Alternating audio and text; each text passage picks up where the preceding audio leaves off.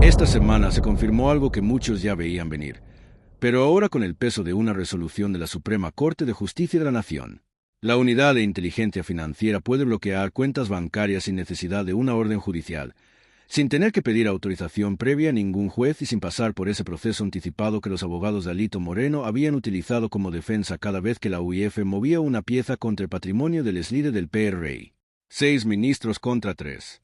Esa fue la votación en el Pleno de la Corte que terminó marcando el rumbo de los recursos que Alejandro Moreno Cárdenas mantiene dispersos dentro del sistema financiero mexicano. La SCJN resolvió que el bloqueo de cuentas realizado por la UIF no debe entenderse como una sanción penal, sino como una medida cautelar de carácter administrativo. Es decir, que la UIF tiene la facultad y el margen legal para actuar con rapidez cuando detecta operaciones sospechosas, y que el sistema financiero debe ser protegido incluso si la persona afectada todavía no ha recibido una condena por parte de un juez penal. Para cualquier ciudadano, esa diferencia puede sonar demasiado técnica. Pero para Alito Moreno, esa definición suena a cuenta regresiva. Porque durante meses Alito ha tratado de frenar cada movimiento de la UIF con el mismo argumento, que los bloqueos violan sus derechos, que se necesita una orden judicial, que el debido proceso exige que un juez autorice primero antes de que la Unidad de Inteligencia Financiera pueda tocar un solo peso. Sus abogados presentaron impugnaciones, promovieron amparos y sostuvieron que el mecanismo utilizado por la UIF para congelar su patrimonio era inconstitucional. Y hay que decirlo claro, esos argumentos sí tuvieron fuerza durante un tiempo, porque existía una ambigüedad legal real sobre si un bloqueo administrativo sin orden judicial era compatible con la Constitución mexicana. La Suprema Corte acaba de cerrar esa puerta. 6 ministros determinaron que sí es compatible, que la UIF puede actuar, que el mecanismo es válido y que los 103 millones de pesos de diferencia entre el patrimonio que Alito declaró y el patrimonio que la UIF encontró que realmente tiene pueden quedar sujetos a bloqueo sin que antes tenga que firmar ningún juez. Hoy te cuento todo. ¿Qué dijo exactamente la Corte y por qué ese fallo cambia el tablero para Alito de una manera que sus abogados ya no pueden ignorar? ¿Cuál es el estado real del patrimonio oculto de Alito y qué recursos quedan disponibles después de los bloqueos anteriores? Porque la combinación entre el fallo de la Corte y el proceso penal activo genera una presión acumulada que prácticamente ya no tiene una válvula de escape legal. La reacción del PRI de los abogados de Alito, y porque esa reacción confirma exactamente lo que muchos esperaban. Y la parte que más me emociona contarles, que viene ahora con la audiencia inicial del proceso penal acercándose y con la UIF con carta abierta para moverse. Quédate.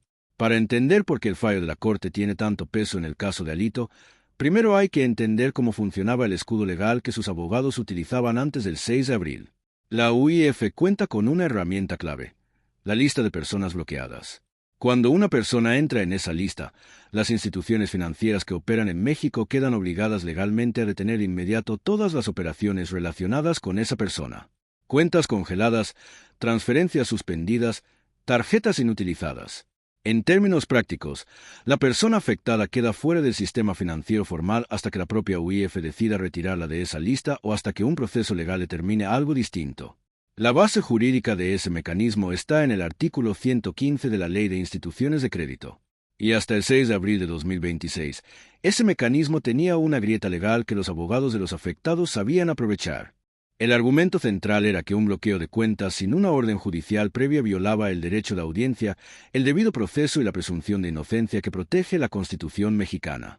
Ese fue el punto que abrió la puerta a amparos, impugnaciones y discusiones jurídicas que, en varios casos, lograron frenar o complicar la actuación de la UIF mientras los tribunales resolvían el fondo del asunto. Los abogados de Alito recurrieron a esa estrategia de manera constante. Cada vez que la UIF avanzaba, venía de inmediato una respuesta legal que cuestionaba el procedimiento, que pedía la intervención de un juez antes de que el bloqueo quedara firme y que, en la práctica, permitía ganar tiempo mientras el caso seguía moviéndose en tribunales. Pero el 6 de abril, la Suprema Corte resolvió la acción de inconstitucionalidad 58/2022 y cerró esa vía. La Corte determinó que el bloqueo de cuentas por parte de la UIF es una medida cautelar administrativa, que su finalidad es proteger al sistema financiero frente a operaciones con recursos de procedencia ilícita y que esa función preventiva sí es constitucional, incluso cuando todavía no existe una condena penal previa. 6 ministros votaron a favor y 3 votaron en contra. Entre quienes se opusieron estuvo la ministra Yasmín Esquivel, quien sostuvo que la norma no tiene límites suficientemente precisos. Pero la mayoría se impuso, y con esa mayoría, Alito perdió el argumento legal más útil que tenía para intentar frenar a la UIF. Dale like si ya estás entendiendo por qué este fallo cambia todo. Pero antes de entrar de lleno a los números, hay que hablar de los 3 ministros que votaron en contra, porque sus argumentos no son cualquier cosa. También muestran la otra cara de este instrumento. La ministra Yasmín Esquivel rechazó el fallo al considerar que la norma carece de límites claros y que rompe con criterios anteriores que daban mayor certeza jurídica. Su punto fue que el estándar de indicios, sin una definición precisa de que debe entenderse como un indicio suficiente para activar un bloqueo, puede abrir la puerta a decisiones arbitrarias. En otras palabras, una herramienta con ese nivel de poder en manos del gobierno, sin el control previo de un juez, representa riesgos que la mayoría de la Corte, según esa postura, no dimensionó completamente. Y hay que decirlo claro, esos argumentos tienen peso. La discusión sobre si la UIF concentra demasiado poder sin una supervisión judicial suficiente es una discusión legítima dentro de cualquier democracia que aspira a tener un Estado de Derecho funcional. Los 6 ministros que votaron a favor también reconocieron ese punto dentro de sus consideraciones. Señalaron que el mecanismo necesita controles posteriores sólidos, que la persona afectada conserva el derecho de impugnar el bloqueo una vez que ocurra y que la rapidez con la que la UIF debe actuar para ser efectiva tiene que equilibrarse con garantías reales de revisión. Pero la mayoría ganó. Y en el caso de Alito Moreno, con la discrepancia patrimonial que aparece en su expediente, el debate abstracto sobre los límites de poder de la UIF se estrella contra una realidad mucho más concreta. Y suscríbete, porque ahora viene el estado real del patrimonio de Alito y cuánto le queda disponible. Los números del patrimonio de Alito Moreno tienen que decirse con todas sus letras, porque cuando se quedan solo en titulares generales no generan el impacto que deberían. La UIF construyó durante meses el mapa patrimonial de Alejandro Moreno Cárdenas. Ese trabajo implica cruzar información de instituciones financieras que operan en México, revisar registros de propiedades, seguir transacciones que por separado podrían parecer aisladas, pero que al analizarse juntas empiezan a mostrar un patrón mucho más claro. Y el resultado de ese trabajo dejó una diferencia difícil de ignorar. 5.3 millones de pesos declarados frente a más de 103 millones de pesos en patrimonio real identificado. Es decir, 98 millones de pesos de diferencia.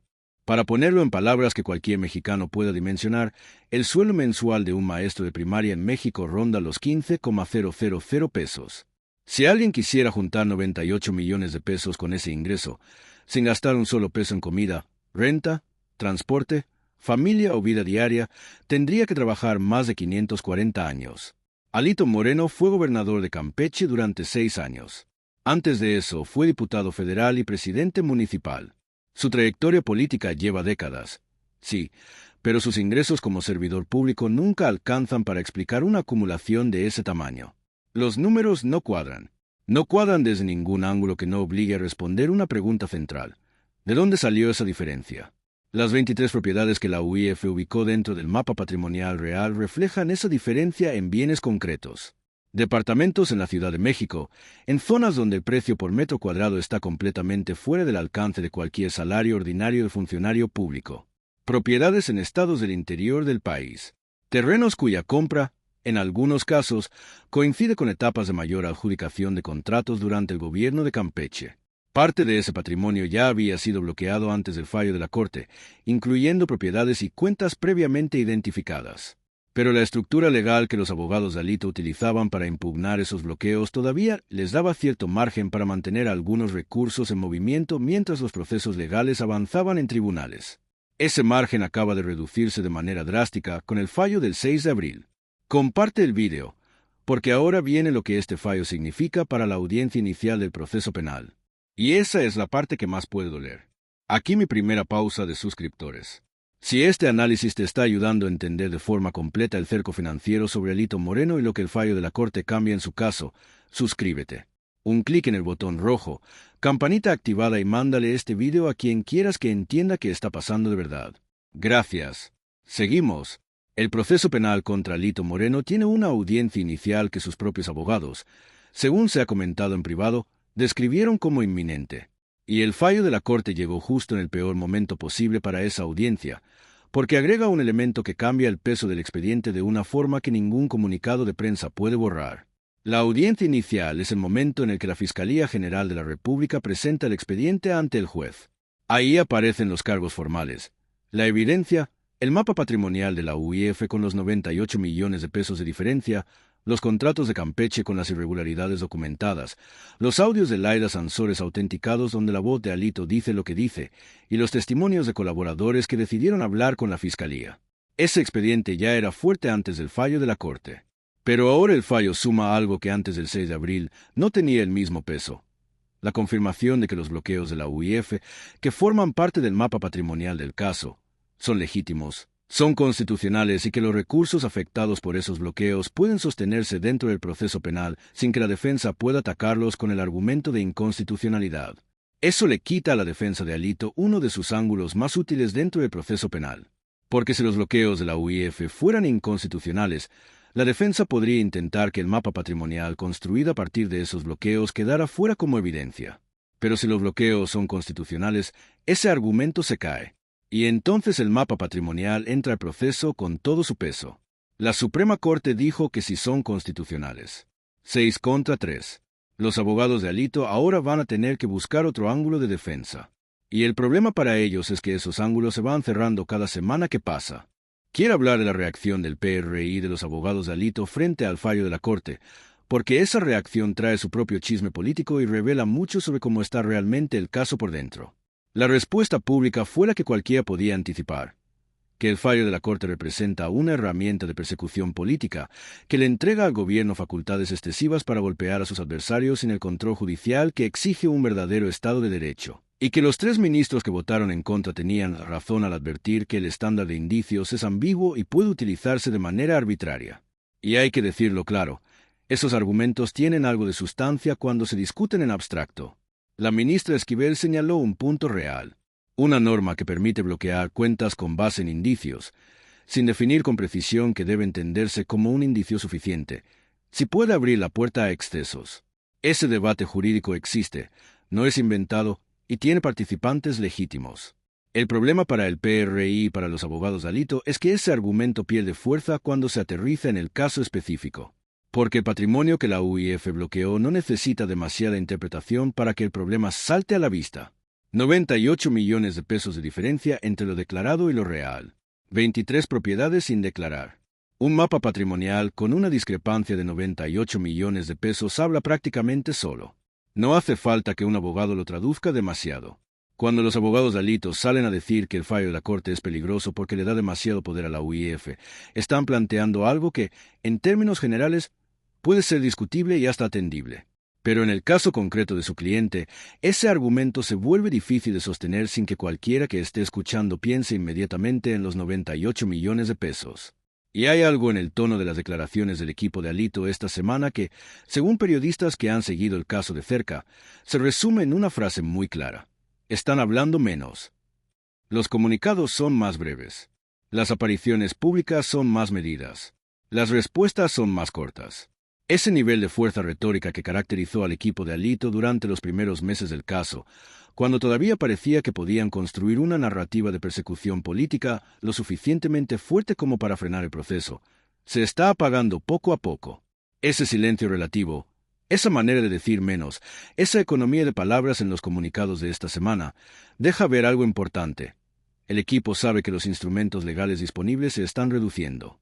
Quédate, porque ahora viene el análisis de qué puede hacer Alito a partir de este punto y cuántas opciones reales le quedan. Antes de entrar a las opciones de Alito, quiero hablar de los audios de Laida Sansores, porque dentro del contexto del fallo de la Corte y del proceso penal que se acerca, esos audios ahora tienen un peso distinto al que tenían cuando se publicaron por primera vez. Laida Sansores es la gobernadora de Campeche, rival histórica de Alito Moreno en la política de ese estado, y durante meses publicó audios en sus redes sociales donde presuntamente se escucha la voz de Alito diciendo cosas que, dentro de un proceso penal activo, son extremadamente delicadas. Alito hablando de dinero, de operaciones, de formas de mover recursos, de relaciones con empresarios y contratistas del Estado y de cómo se administraban ciertas cosas durante su gubernatura. Esos audios fueron autenticados. La Fiscalía los tiene y en la audiencia inicial van a estar sobre la mesa como parte del expediente. Lo que el fallo de la Corte suma al peso de esos audios es muy específico.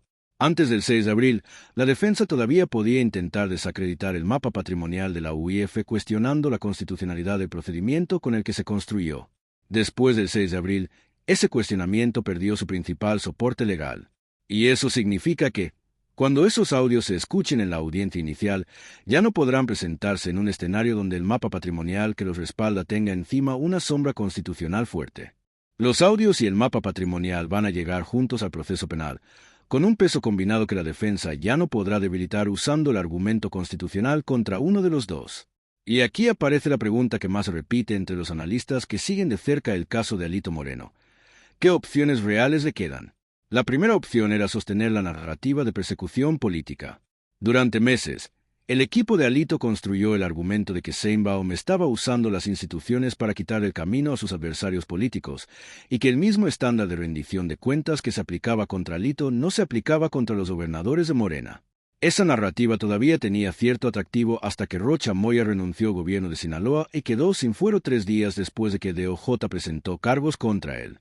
Morena logró mostrar que también actúa contra los suyos cuando el expediente lo justifica, y ese movimiento le quitó a Alito el argumento del doble estándar, que era una de las piezas más útiles dentro de todo su arsenal comunicativo. La segunda opción era llevar la pelea al terreno legal.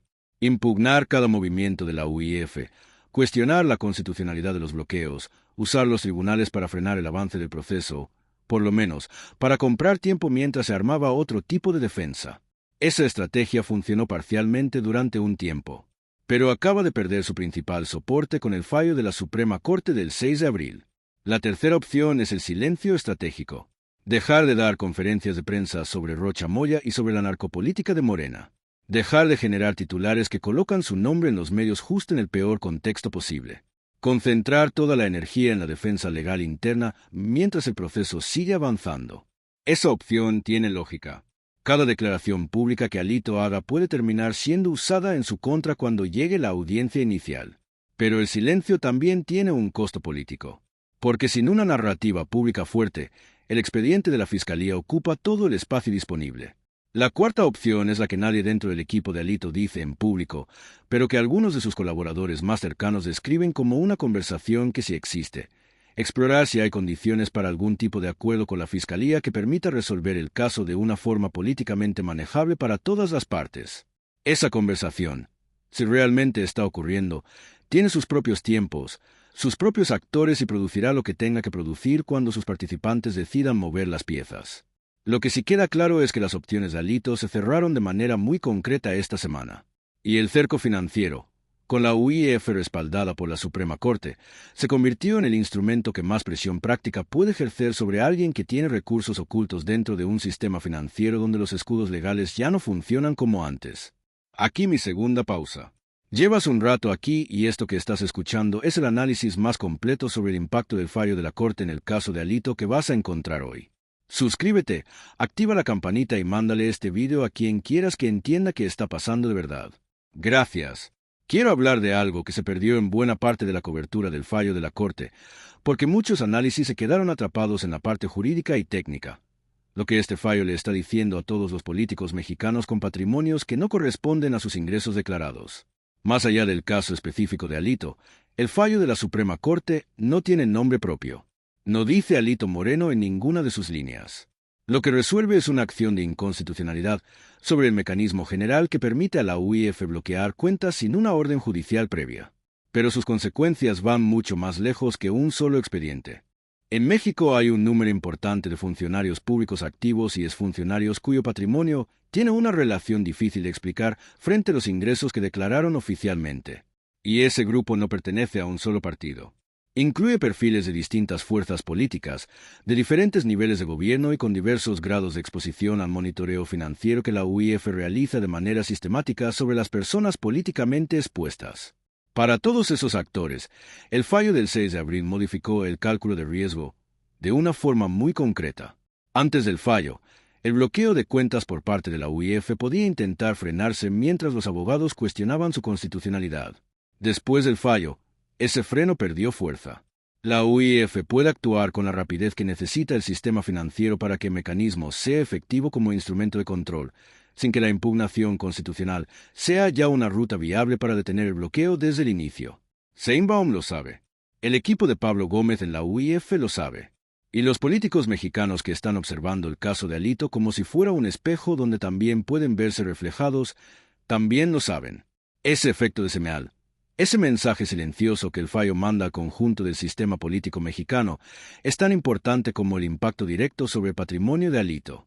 Porque le está diciendo a quienes todavía no tienen cuentas bloqueadas, pero si tienen motivos para temer que ese momento llegue, que el escudo legal que pensaban usar para retrasar el golpe ya no tiene la misma solidez. Antes del cierre, hay algo que casi nadie está analizando con suficiente detalle: el impacto del fallo de la Corte sobre el PRI como institución. Más allá del caso personal de Alito, el PRI carga con décadas de historia en el poder. Y durante esas décadas se construyó una cultura política donde la acumulación de recursos al margen de los ingresos declarados formaba parte del funcionamiento normal del sistema. Quienes conocen desde adentro cómo operaba ese sistema saben identificar los patrones: contratos con empresas de fachada, sobornos en efectivo para evitar el rastro digital, propiedades colocadas a nombre de terceros, negocios que aparecen registrados a nombre de un familiar que nunca trabajó en política, pero que de pronto figura como dueño de activos difíciles de justificar. Esos patrones dejaron huellas. Los teléfonos guardaron conversaciones. Los bancos guardaron transacciones. Y la UIF lleva años armando el mapa de quién tiene que dentro del sistema financiero mexicano, más allá de lo que cada quien declaró ante el SAT. El caso de Alito es el más visible, pero el mapa de la UIF tiene más nombres que el suyo.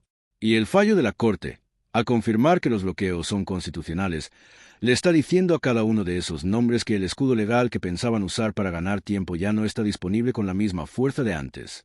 Eso genera dentro del PRI una presión interna que no siempre se ve directamente en los medios, pero que quienes cubren la política del partido desde adentro describen con bastante claridad. Figuras que en otro momento habrían salido a defender a Alito de frente ahora están midiendo con mucho más cuidado cuánto les cuesta esa asociación. El partido que durante décadas se construyó sobre la lealtad entre sus miembros está procesando algo incómodo, que esa lealtad tiene un precio, y que algunos ya no están dispuestos a pagarlo. Eso es lo que el caso de Alito está provocando dentro del PRI. Y el fallo de la Corte aceleró ese proceso de una manera que en los próximos meses va a empezar a verse con más claridad. Para cerrar, quiero hablar de los tiempos que vienen para Alito Moreno y de por qué la combinación entre el fallo de la Corte y el proceso penal activo produce una presión que se va a sentir de forma muy concreta durante las próximas semanas. La audiencia inicial del proceso penal es el punto más importante de todo lo que viene. Ese será el momento en el que la Fiscalía presentará el expediente ante el juez, con el mapa patrimonial de la UIF sobre la mesa, un mapa que ahora llega con el respaldo constitucional que acaba de confirmar el fallo de la Corte. También estarán los audios de Laida autenticados, los contratos de Campeche, los testimonios de colaboradores y todos los elementos que la Fiscalía ha venido integrando durante meses. Alito tendrá que responder con argumentos legales, no con discursos políticos, en un foro judicial, frente a un juez federal y con el expediente completo colocado enfrente. Y mientras eso sucede, la UIF tiene carta abierta para seguir trabajando. Puede seguir monitoreando, puede seguir rastreando y puede seguir bloqueando si encuentra recursos que, según el mapa patrimonial, deberían estar congelados y que por alguna razón todavía permanecen disponibles en algún rincón del sistema financiero mexicano. El fallo de la Corte le quitó a Alito el escudo legal. El proceso penal se acerca a su fase pública.